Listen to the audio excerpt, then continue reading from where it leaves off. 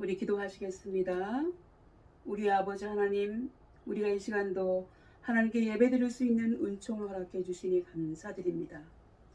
이 시간도 간구하오니 먼저 우리들의 모든 죄를 용서하여 주셔서 정결한 심령으로 하나님 앞에 예배드리게 하여 주시고 우리 예배를 받아 주옵소서. 우리가 오늘도 시편 90편의 말씀 속에서 우리에게 기쁨을 주시는 하나님이라는 제목으로 함께 은혜 받기를 원합니다. 성령님께서 찾아오셔서 친히 말씀하여 주옵시고 우리 예배를 받아 주시옵소서. 이 시간 받아오기는 우리에게 사계절을 주시고 코로나 가운데서도 농가밭이 기름지게 하셔서 수확에 기쁨을 주신 하나님께 감사드리는 우리가 되게 하여 주시며 이제 얼마 남지 않은 추석에는 전통이라는 미명 아래 제사를 지내므로 귀신을 섬기는 일이 없도록 은혜 내려 주옵소서. 모든 영광 주님께 올려드리며 사랑이 많으신 예수님의 이름으로 간절히 기도드리옵나이다. 아멘. 오늘 이 예배에 참여하신 여러분을 주님의 이름으로 환영합니다. 오늘 말씀의 제목은 우리에게 기쁨을 주시는 하나님입니다. 시편 90편의 말씀은 제목에 나와 있는 대로 하나님의 사람 모세의 기도입니다. 성경에는 모세가 지은 시가 모두 3편이 나옵니다. 한 편은 출애굽기 15장, 그리고 또 한 편은 신명기 32장에 나오고 있고요. 마지막으로 모세의 3번째 시가 오늘 성경 본문인 시편 90편입니다. 총 150편의 시편 중에서 모세가 지은 시는 시편 90편이 유일하고 본시를 모세가 썼다는 데 대해서는 의심의 여지가 없습니다. 본시의 제목으로 보나 문체나 내용으로 보나 하나님의 사람 모세의 작품이 분명하다는 것이지요. 모세가 이 시를 쓴 시기는 아마도 이스라엘 백성이 하나님께 대한 그들의 불신앙으로 인해서 약속의 땅에 들어가지 못하고 광야에서 방황하던 무렵에 지었을 것으로 보고 있습니다. 그리고 이 시편 90편은 시편 중에서 가장 오래된 시로 전해 내려오고 있습니다. 본시는 많은 고난과 징계를 경험하고 그 아픈 상처를 딛고 일어서서 하나님의 영원하심을 고백하며 하나님의 은총을 간구하는 내용이 시의 중심을 이루고 있습니다. 하나님의 사람 모세는 이 시에 대해서 다음 3가지 내용을 말하고 있습니다. 첫 번째는 하나님은 누구신가입니다. 두 번째는 우리 인간은 어떤 존재인가. 그리고 3번째는 우리가 이 세상을 살 동안 하나님께 구해야 할 것은 무엇인가입니다. 이 시간 이와 같은 내용의 말씀으로 함께 은혜 나누기를 원합니다. 먼저 시편 90편 1절에서 4절에서는요. 하나님은 어떤 분이신가에 대해서 말씀하고 있습니다. 모세는 여기에서 하나님의 영원성과 초월성에 대해서 언급하고 있습니다. 1절 말씀에 하나님, 주님은 대대로 우리의 안식처이셨습니다 라고 고백하고 있습니다. 그런데 여기에서 주님은 대대로 우리의 안식처이셨다고 하는 말씀은 1차적으로는 하나님께서 이스라엘 백성을 그의 백성으로 선택하시고 베푸신 은혜를 의미하고요. 또한 모든 인생들이 하나님 안에서만 거쳐 곧 안식처를 찾을 수 있다고 하는 미래적인 의미도 담겨져 있는 것입니다. 다시 말해서 오직 하나님만이 우리의 거처, 곧 진정한 안식처, 영원한 안식처가 될 수 있다는 것입니다.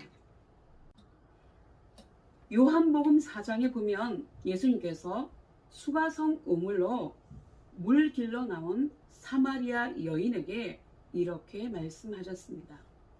여러분 언젠가 이제 사마리아인의 기원에 대해서 말씀드릴 날이 있겠지만 이 사마리아인들은 그 아수르 민족의 침략으로 인해서 혼혈된 사람들이에요. 그래서 본토 그 유다 사람들은 이 사마리아 사람들을 사람 취급하지 않았던 그 사마리아에 살고 있는 그 여인이 대낮에 사람들을 피해서 물을 길러 나왔습니다. 그때 예수님께서 이렇게 말씀하셨다는 거죠. 이 물을 마시는 자마다 다시 목마르려니와 내가 주는 물을 마시는 자는 영원히 목마르지 아니하리니 내가 주는 물은 그 속에서 영생하도록 솟아나는 샘물이 되리라고 말씀하셨습니다.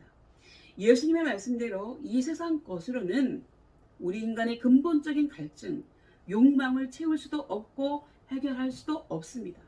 즉, 이 세상 것을 다 얻고 다 갖는다고 해도 만족할 수는 없다고 하는 것이죠. 그러나 하나님을 만나고 하나님을 자신의 거처로 삼으며 하나님의 품에 안기는 사람은 그때 비로소 참 안식과 진정한 만족과 평안을 누릴 수 있음을 믿으시기 바랍니다. 즉, 하나님만이 우리의 진정한 거처, 안식처가 되시는 줄 믿습니다. 본문 2절의 말씀입니다. 산이 생기기 전, 땅과 세계도 주께서 조성하시기 전, 곧 영원부터 영원까지 주는 하나님이시니이다. 이렇게 천지가 창조되고 시간이 존재하기 이전에도 하나님은 유일한 신으로 존재하고 계셨습니다. 그리고 그 하나님은 여호와이시라고 하는 것입니다. 히브리어의 여호와라고 하는 의미는 나는 스스로 있는 자,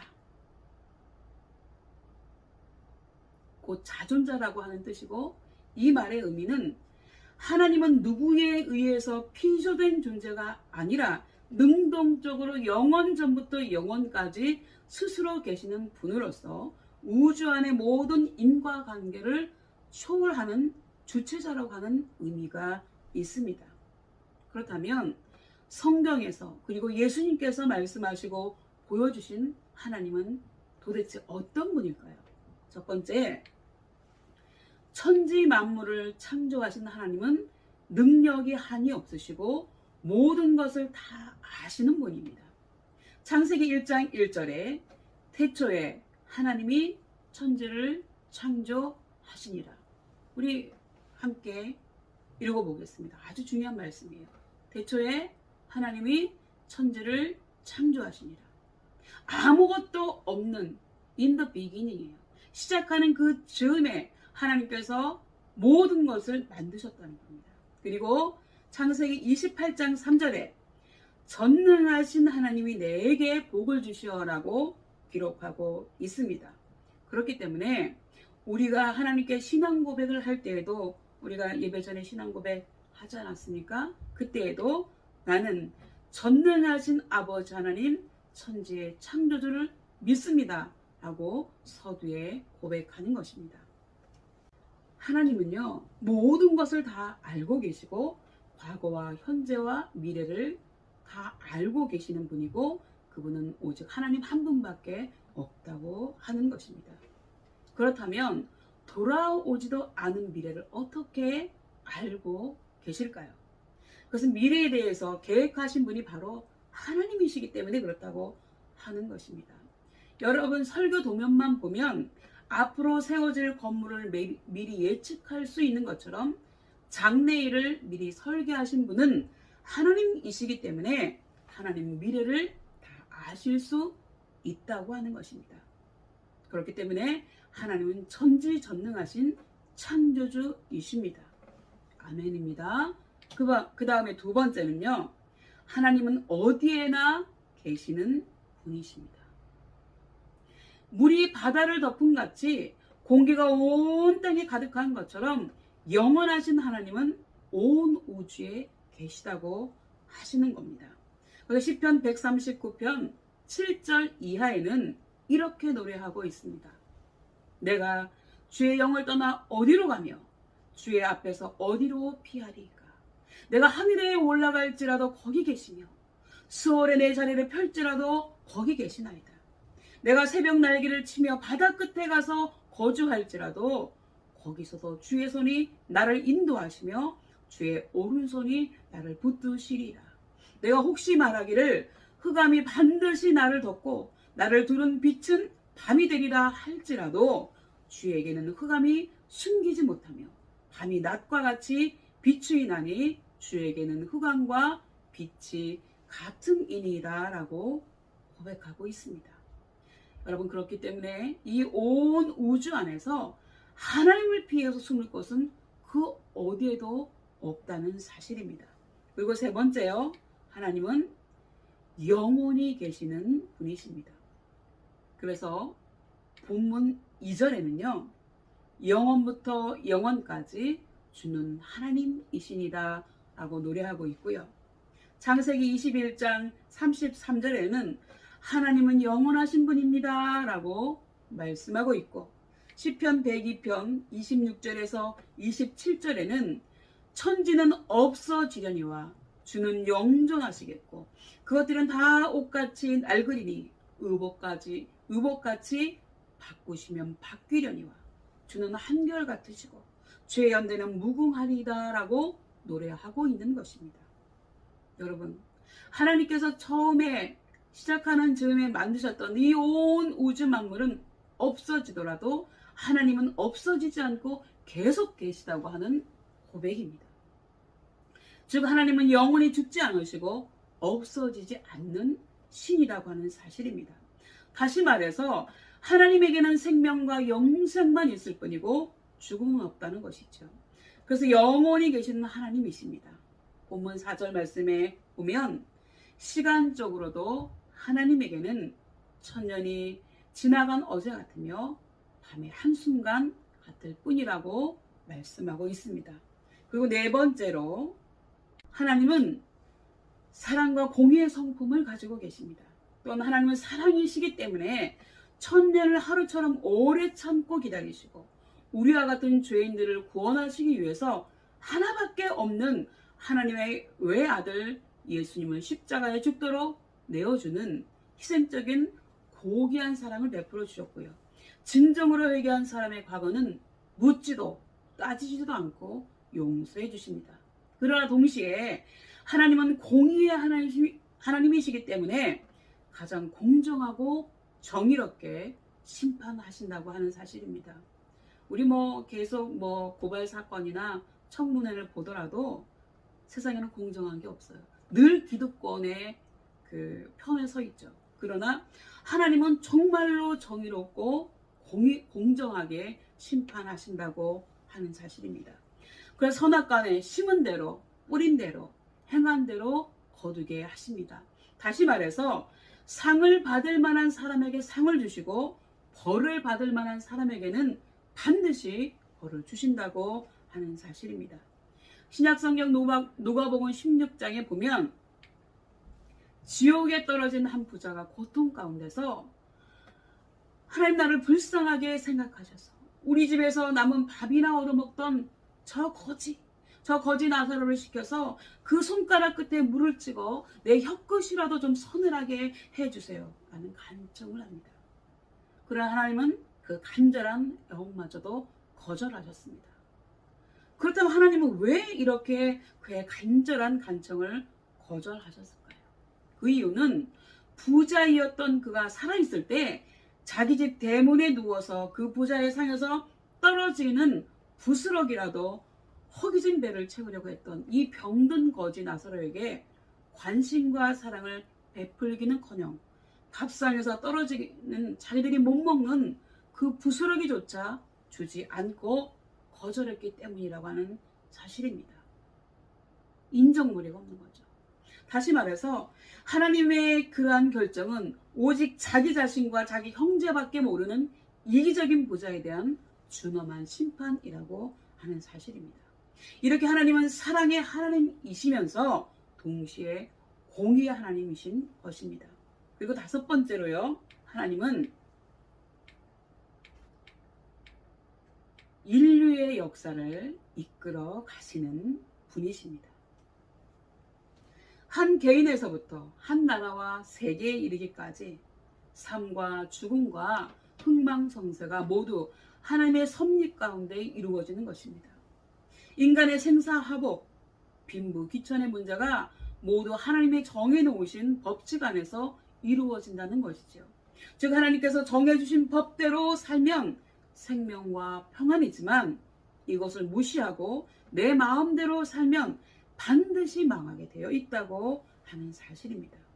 그리고요, 여섯 번째, 여기 나와 있는 것처럼 언제나 우리의 기도를 들어주시며 우리의 피난처가 되어주시는 분이 바로 하나님이시라고 하는 사실입니다. 예수님께서는 제자들에게 수없이 많이 하나님을 아버지라고 부르라고 가르쳐 주셨습니다. 마태복음 6장 9절의 말씀입니다. 그러면 너희는 이렇게 기도하라. 하늘에 계신 우리 아버지여. 하늘에 계신 누구라고요? 우리 아버지라는 거예요. 하늘에 계신 그 분이 우리의 아버지라고 하는 것입니다. 하늘에 계신 우리 아버지여. 이름이 거룩히 여김을 받으시오며. 이렇게 기도하라고 예수님께서 가르쳐 주셨고요. 또 마태복음 7장 11절에 너희가 악한 자라도 좋은 것으로 자식에게 줄 줄 알거든 하물며 하늘에 계신 너희 아버지께서 구하는 자에게 좋은 것으로 주시지 않겠느냐라고 기록하고 있습니다. 여러분, 하늘에 계신 그분이 바로 너희 아버지, 우리 아버지, 바로 나의 아버지라고 하는 사실입니다. 하나님은 곧 하늘에 계신 우리의 아버지이십니다.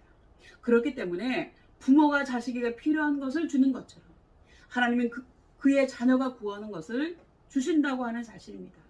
또한 하나님은 우리의 피난처가 되어 주십니다. 시편 46편 1절 말씀에는 하나님은 우리의 피난처이시오 힘이십니다. 고통당할 때 바로 눈앞에 있는 도움이십니다. 그 노래합니다. 또한 시편 50편 15절에는 환난 날에 나를 부르라. 내가 너를 건지리니 내가 나를 영화롭게 하리라. 이게 무슨 말씀이에요?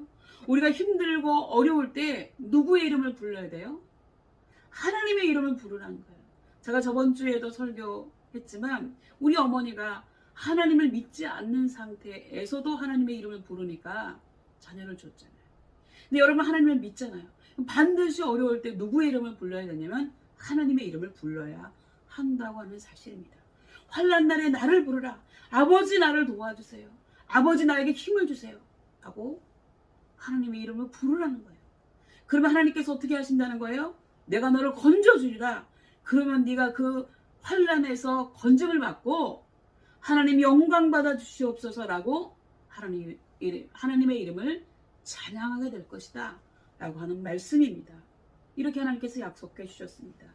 이와 같이 하나님은 천지 만물을 창조하신 분이시고 무엇이든지 다 아시고 능력이 무한하신 창조주이시며 어디에나 계시며 영원히 계시는 하나님이십니다. 또한 인류의 역사를 주관하시며 사랑과 공의의 하나님이십니다. 이 하나님은 곧 우리의 아버지이시기 때문에 언제나 우리의 기도를 들어주시고 우리가 어려움을 당할 때에는 우리의 피난처가 되어주시는 하나님이신 줄 믿으시기 바랍니다. 그렇다면요, 모세는 이와 같은 하나님에 비해 우리 인간은 어떠한 존재라고 보았을까요? 그 내용이 바로 본문 5절에서 11절까지 나오고 있습니다.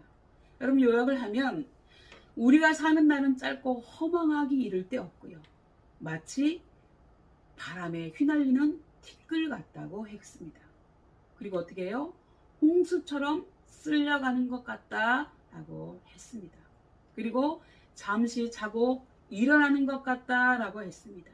그리고 마치 아침에 피었다가 저녁에 지는 들풀과도 같다고 고백했습니다. 더불어 우리의 사는 날이 7, 80이라도 우리의 평생이 마치 화살이 날아가는 듯 빨리 지나가 버리고 남는 것은 수고와 슬픔뿐이라고 고백하고 있습니다. 그래서 자랑할 것이라고는 아무것도 없다는 거예요. 그렇다면 이렇게 허망한 인생 가운데 하나님의 사람 모세는 하나님께 무엇을 구했을까요? 본문 12절에서 17절에 하나님께 구한 모세의 기도가 나오고 있습니다.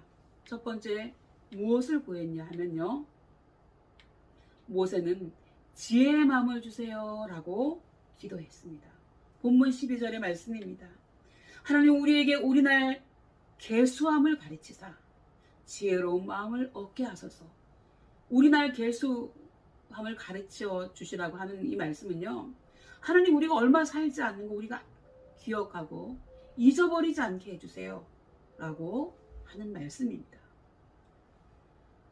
인생이 사는 날이 길지 않다는 것을 깨닫게 해달라고 하는 말씀이죠.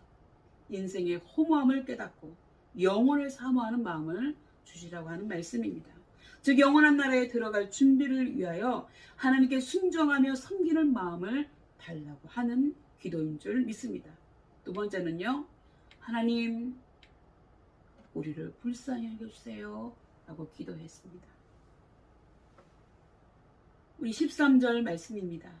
여호와여 돌아오소서. 언제까지니까 주의 종들을 긍휼히 여기소서, 불쌍히 여기소서 라고 기록하고 있습니다. 하나님 우리를 버리지 말고 우리에게로 다시 돌아와 주세요. 하나님 언제까지 우리를 외면하실 겁니까? 하나님을 믿는 우리를 불쌍히 여겨주세요 라고 고백했습니다. 그리고 시편 103편에는요, 여호와는 자비로우시며 은혜로우시며 노하기를 더디하시며 인자하심이 풍부하시도다. 항상 경책하지 아니하시며 혼내지 않으신다는 거예요. 노를 영원히 품지 아니하시리로다. 하나님 화나실 때 있어요. 그러나 길지 않다는 거예요. 왜? 우리를 사랑하기 때문에. 그리고 우리의 죄를 따라 처치하지 아니하시며, 우리가 죄를 많이 졌잖아요. 근데 그때마다 벌하지 않으신다는 거예요. 그리고 우리의 죄악을 따라 갚지 아니하셨으니 하나님께서 우리가 죄 지은 대로 다 처벌하셨다면 여기 남아있을 사람 없잖아요. 이는 하늘이 땅에서 높음 같이 그를 경외하는 자에게 그 인자하심이 크심이로다. 하늘과 땅 차이라고 하잖아요. 그렇게 하나님께서 하나님을 믿는 사람에게 인자하심을 베풀어 주신다고 하시는 것입니다. 그리고 동이 서에서 먼 것 같이 우리 죄가를 우리에게서 멀리 옮기셨으며 우리와 죄가 붙어있지 못하도록, 죄가 우리를 얽매이지 못하도록 하나님께서 멀리 떨어뜨려 주셨다는 거예요. 무엇으로? 예수님의 십자가로 그렇게 떨어뜨려 주셨다고 하는 것입니다. 아비가 자식을 불쌍히 여김같이 여호와께서 자기를 경외하는 자를 불쌍히 여기신다. 부모가 자식을 불쌍히 여기는 것처럼. 요즘에는 그렇지 않은 부모도 있지만 하나님은 절대로 안 그래요. 하나님은 항상 우리를 불쌍히 여겨 주신다고 하시는 말씀입니다.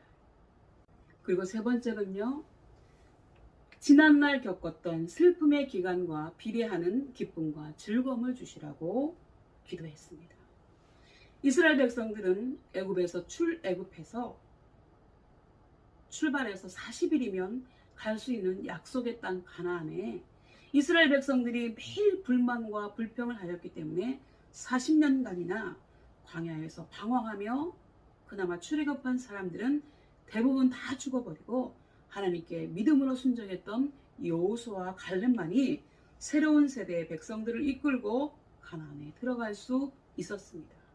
그래서 하나님의 사람 모세가 비록 지난날 백성들의 잘못으로 하나님의 심판과 징계를 받아 슬픔을 당했지만 하나님의 긍휼을 베푸셔서 그의 백성들에게 위로와 기쁨과 즐거움을 주시라고 기도한 것입니다. 다시 말해서 고생한 만큼 즐거움을 누리게 해주세요 라고 기도했던 것입니다. 그리고요, 마지막으로는 모세는 주의 영광이 주의 종들과 우리 자손에게 나타나게 해주시라고 기도했습니다. 우리 그리스도인들은 삶의 최고의 목적과 목표가 무엇이며 어디에 두어야 할까요? 세상적인 성공이나 출세, 경제적인 풍요로움이 아니라 우리와 우리의 자녀들을 통해서 하나님의 영광이 나타나는 데 두어야 하지 않겠습니까? 여러분, 고린도전서 10장 31절에 그런즉 너희가 먹든지 마시든지 무엇을 하든지 다 하나님의 영광을 위해서 하라고 기록하고 있습니다. 그러므로 우리의 삶의 최고의 목표는 바로 나를 통해서 하나님의 영광을 나타내는 데 두고 힘써야 할 줄 믿으시기 바랍니다. 여러분, 어느 교회 집사가 천국에 갔다고 합니다. 그리고 그것은 요한계시록 21장에 기록된 말씀대로 천국의 성곽은 너무나도 아름다웠습니다. 길에는 황금 보석이 깔려 있었고 12 보석으로 꾸며져 있었습니다. 또한 천국의 문은 엄청나게 컸는데요. 그 문 전체가 커다란 하나의 진주로 되어 있었습니다. 이렇게 천국에 도착한 그 집사는 천국문 앞에 서서 안도의 한숨을 내쉬며 그 문을 힘껏 두드렸습니다. 그러자 문이 열리면서 베드로가 나타나는 것이 아니겠습니까? 근데 여러분, 이 집사님이 얼굴 한 번 본 적 없는 베드로를 어떻게 알아봤을까요? 여러분, 그 부분은 걱정하지 않으셔도 됩니다. 저도 천국 문 앞에까지만 갔다 왔는데요. 가서 보니 누가 말해주지 않아도 이 사람이 누군지, 이분이 누군지 알겠더라고요. 이 집사님도 그렇게 알았던 것 같아요. 이 베드로가 나왔다는 거죠. 어쨌든 그는 베드로를 한눈에 알아보고 반갑게 인사를 했습니다. 안녕하십니까, 사도 베드로님. 저는 어느 교회의 아무개 집사입니다. 이제 제가 천국에 들어갈 수 있도록 허락해 주시면 좋겠습니다. 그러자 베드로가 이렇게 대답합니다. 잘 오셨습니다. 근데 천국에 들어오려면 믿음의 증표가 있어야 합니다. 혹시 그것을 가지고 오셨나요? 어디 한번 그 증표를 보여주십시오. 그렇게 말하자 그 집사는 당연히 자기가 믿음의 증표를 가지고 있는 줄 알았습니다. 그러나 아무리 찾아보아도 믿음의 증표라는 것이 보이지 않는 것이었습니다. 그래서 그는 베드로에게 다음과 같이 사정사정합니다. 사도 베드로님, 저는 분명 저에게 믿음의 증표가 있는 줄 알았습니다. 그러나 아무리 찾아도 없네요. 그렇지만 저는 수십 년 동안 교회에 다녔습니다. 그러니까 좀 들어갈 수 있도록 도와주시면 안 되겠습니까? 그러자 사도 베드로는 단호하게 이렇게 말합니다. 안 됩니다. 믿음도 없이 수십 년이 아니라 수백 년 동안 교회 마당만 밟고 다니면 무슨 의미가 있겠습니까? 그렇게 다녀서는 결코 여기에 들어올 수 없습니다. 그러니 어서 되돌아가십시오. 그러자 그 집사는 이왕 왔는데 되돌아갈 수는 없잖아요. 그래서 베드로에게 또 사정을 합니다. 제가 그냥 교회 마당만 밟은 것이 아니고요. 수십 년간 집사의 직분을 가지고 꾸준히 봉사했습니다. 그러니까 제발 들어갈 수 있게 해주세요. 라고 이야기했습니다. 그러자 베드로가 그 소리를 듣고 더 큰 소리로 야단을 치기 시작합니다. 뭐라고요? 도대체 믿음도 없이 수십 년간 집사 노릇을 했다고요? 이 양반 교회에서 꽤나 말썽을 피웠겠구만. 그러니 당신 같은 사람 더더욱 천국에 들어올 수 없습니다. 이렇게 얘기하고는 쾅 하는 소리와 함께 천국문을 닫아버리더라고 하는 것입니다. 쾅 하는 소리가 얼마나 컸던지 깜짝 놀라서 깨보니 그게 꿈이었다는 거예요. 큰일 날 뻔했잖아요. 그러나 그 집사님이 얼마나 놀랐겠어요. 발이 떨어진 줄 알았겠죠. 그래서 그 다음부터는 그 완전히 달라진 삶을 살게 되었다고 하는 것입니다. 그는 이제 더 이상 이름뿐인 집사가 아니라 정말로 충성하면서 오직 하나님의 영광을 나타내는데 그의 남은 생을 헌신했다고 합니다. 여러분, 이제 말씀을 정리하겠습니다. 자식은 그의 부모와의 관계를 떠나서는 존재할 수 없고 삶에 아무런 의미도 없습니다. 왜냐하면 부모는 자식의 존재의 근거이며 뿌리이며 터전이기 때문에 그렇습니다.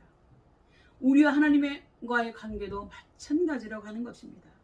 하나님과의 올바른 관계를 떠나서는 우리 인생은 아무 의미도 없습니다. 삶의 진정한 기쁨도 만족도 참 행복도 없다는 것이죠. 왜냐하면 우리는 하나님을 찬송하게 하시기 위해서 만들어진 존재이기 때문에 그렇습니다. 다시 말하면 우리는 고생하면서 힘들게 살도록 지어진 존재가 아니라 고상하게 하나님을 찬송하면서 이 땅에서도 천국의 삶을 누리도록 만들어진 존재라고 하는 사실입니다. 여러분, 정말로 기댈 것 없는 제가 어떻게 이렇게 목사까지 돼서 여러분에게 말씀을 전할 수 있겠어요? 그건 다 하나님의 은혜고 하는 덕분입니다.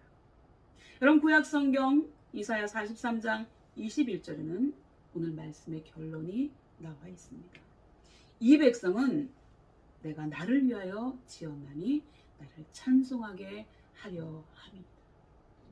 찬송하고 기쁘게 하려 함이라는 거예요. 그래서 제가 오늘 말씀의 제목을 우리에게 기쁨을 주신 하나님이라고 정한 것입니다. 하나님을 찬송하면 우리에게 기쁨이 오는 것입니다. 여러분 모두 이러한 삶을 살아가시기를 예수님의 이름으로 축원합니다. 기도하시겠습니다. 하나님, 오늘도 시편 90편의 말씀을 통해 우리에게 귀한 은혜 주시니 감사드립니다. 우리는 말씀을 통해서 하나님이 어떤 분이신지, 또는 그런 하나님에 비해서 우리는 어떠한 존재인지, 그렇기 때문에 어떻게 기도해야 하는지를 모세의 기도를 통해서 듣고 알게 하시니 진정으로 감사드립니다. 우리도 모세와 같이 우리에게 지혜의 마음을 주시라고, 우리를 불쌍히 여겨주시라고 기도하며, 비록 지금까지의 삶이 힘들었다 할지라도 하나님께 당당하게 하나님, 지금까지 제가 겪었던 아픔과 고통에 비례하는 기쁨과 감사를 주세요 라고 기도드리며, 주님의 평강이 우리와 우리 자손에게 나타나 주시기를 간구하는 삶을 살게 해 주옵소서. 감사드리고 나의 구주 예수님의 이름으로 간절히 기도드리옵나이다. 아멘.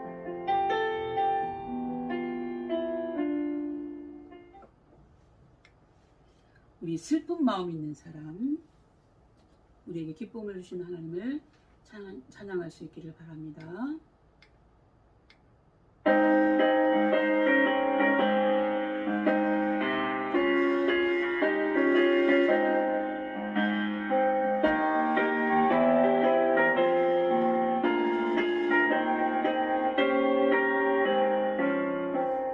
슬픈 마음 있는 사람, 예수를 믿으면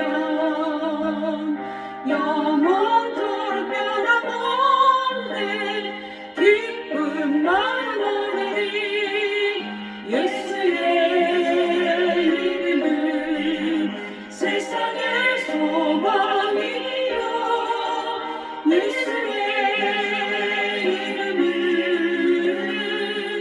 천국의 기쁨일세. 거룩하신 주의 이름 너의 방패 삼아라.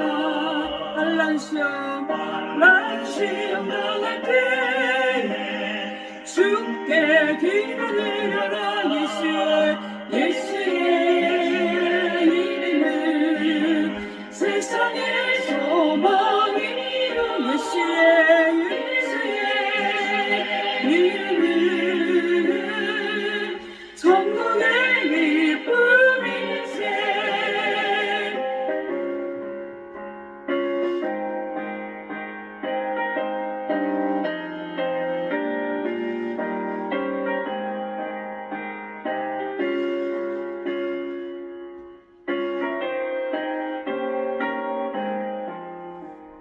존귀하신 주의 이름 우리 기쁨 내놓다네.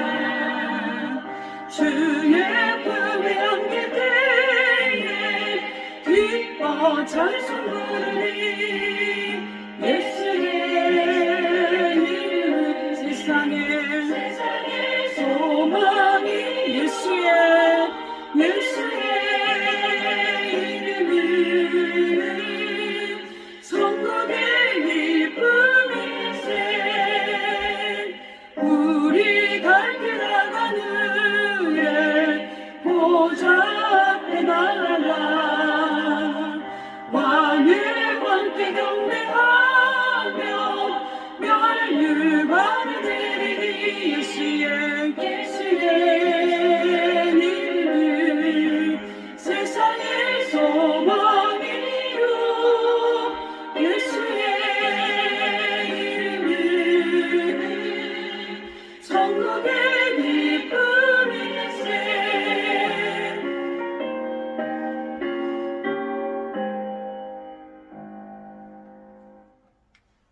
헌금 시간 잠깐 드리도록 하겠습니다.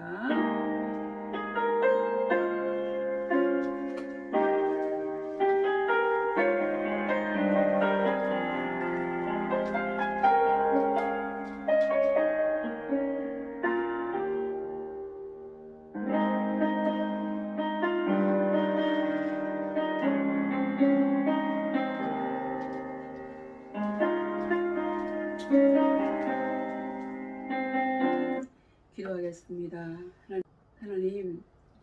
하나님 앞에 한 달 동안의 삶을 감사하며 11조 예물 드리고 감사함으로 감사함을 드리고 주정헌금 또 여러 가지 모양으로 헌금 드리는 손길을 주님 기억하여 주시고 그들의 헌금과 그들의 삶이 온전히 하나님 앞에 올려드린 바 될 수 있도록 주님 함께 하시고 역사하시고 복 주시옵소서.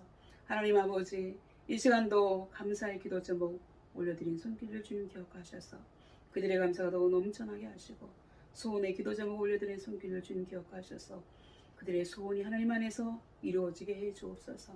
하나님 날마다 그들을 복 주시고 특별히 예배 가운데 나온 심령들 주님 축복하여 주셔서 하나님 아버지 그들의 삶이 늘 하나님 안에서 복된 삶이 되게 하여 주옵소서. 그래서 하늘의 신령한 복과 땅의 기름진 복으로 날마다 넘치게 해 주옵소서. 감사드리고 예수님의 이름으로 간절히 기도드리옵나이다. 아멘.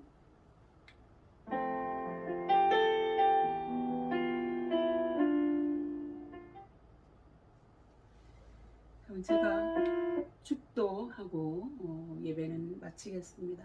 여러분 이제 다음 주가 지나면 추석인데 말씀드린 것처럼 믿음의 절개를 지키신 여러분의 삶이 되시기를 바라고 하나님 앞에 간구하며 기쁨을 누리는 삶을 살아가시기를 예수님의 이름으로 축원합니다. 기도하겠습니다.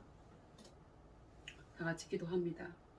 지금은 우리의 영원한 친구 되시는 우리 주 예수 그리스도의 은혜와 위아들도 아낌없이 내어주신 하나님 아버지의 사랑과 하나님은 어떤 분이신지 또 우리는 어떤 존재를 깨닫게 하시는 성령님의 감화감동 충만하시니 주님께 지혜로운 마음을 구하며 우리를 불쌍히 여겨 주시기를 간구하며 지난날의 아픔과 슬픔과 고통을 다 하나님께 맡기고 거기에 상응하는 감사와 기쁨을 구하며 앞으로는 주의 영광 가운데서 나와 내 자손이 살아갈 수 있기를 소원하고 간구하는 우리 모든 신우들 머리 위에 우리 교회 위에 그리고 우리가 속한 대대와 간부님들 신우들 머리 위에 특히 대대장님 머리 위에 함께 예배드리는 믿음의 권속들 머리 위에 지금부터 영원까지 함께 계시기를 간절히 축원하옵나이다. 아멘.